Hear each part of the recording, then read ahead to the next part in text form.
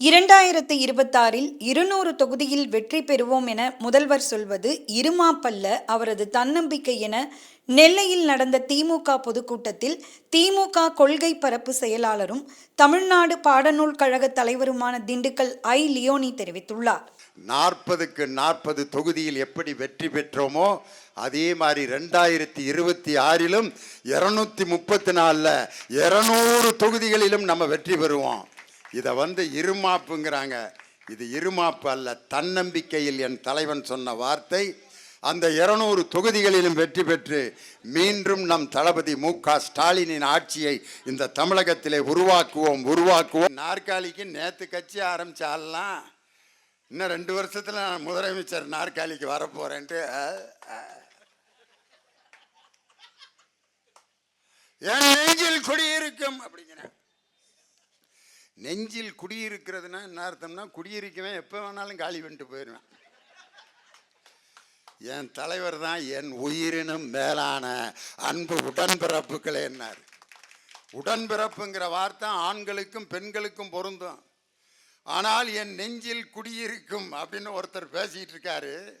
குடியிருக்கிறவன் வாடகைக்கு குடியிருப்பேன், லீஸுக்கு குடியிருப்பேன், ஓசியில் கூட குடியிருப்பேன், எங்கே குடியிருக்கிறோம் தெரியாமையே குடியிருப்பேன். அவன் என்னைக்கு வேணாலும் காலி பண்ணிட்டு போயிடுவான். பணம் கொடுத்தா ஓடிடுவேன், பணம் கொடுத்தா வருவேன், பணம் இல்லைன்னா ஓடிடுவேன். தொடங்கின வார்த்தையே தப்பு.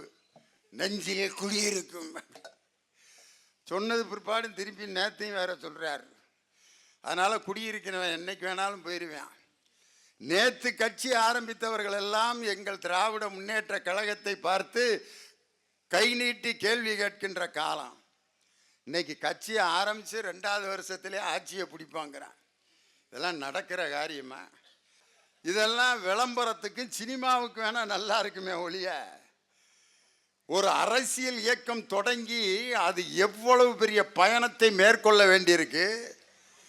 என்னமோ மியூசிக்கல் சேரில் ஓடி நடுவில் உட்கார்ற மாதிரி நேற்று கட்சி ஆரம்பித்தவர்கள் எல்லாம் திராவிட முன்னேற்ற கழகத்தை கை நீட்டி பேசி கொண்டிருக்கிறார்கள். அவர்களுக்கெல்லாம் என்று நான் சொல்லுகிறேன், the Rome cannot be built in a single day.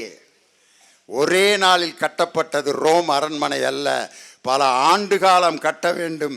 அதுபோல பல ஆண்டு காலம் பல வரலாற்று திருப்பு முனைகளை சந்தித்து கட்டப்பட்ட ஒரு மாபெரும் இரும்பு கோட்டை தான் திராவிட முன்னேற்ற கழகம். அந்த திராவிட முன்னேற்ற கழகத்தை பார்த்து கேள்வி கேட்டுக்கொண்டு ஒரு குரூப்பு, அதுகளை பற்றிலாம் மேடையில் பேசி இந்த மேடையை கேவலப்படுத்தணும்னு அவசியம் இல்லை.